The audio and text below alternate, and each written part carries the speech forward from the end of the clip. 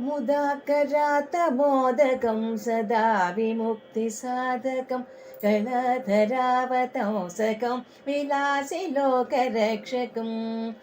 अनायकैकनायकं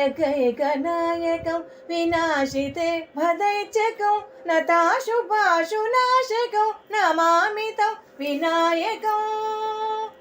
न तित्तरादिभेकरो न होहितार्कभास्वरं समसुरारिनिर्जरं न दादिकापदुर्धरं सुरेश्वरो निधीश्वरं गजेश्वरो गणेश्वरो महेश्वरं समाश्रये परात्परौ निरन्तरम्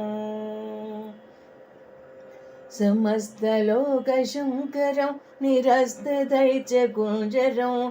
दरेतरोदरं वरं वरे भवक्त्रमक्षरं कृपाकरौ क्षमाकरौ मुदाकरौ यशस्करौ मनस्करौ नमस्करोमि भास्वरम्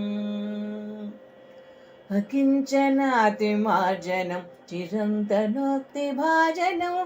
पुरारिपूर्वनन्दनं सुरारिगर्वचर्वणं प्रपञ्चनाशभीषणं धनञ्जयाधिभूषणं कपोलदानवारणं भजे पुराणवारणम्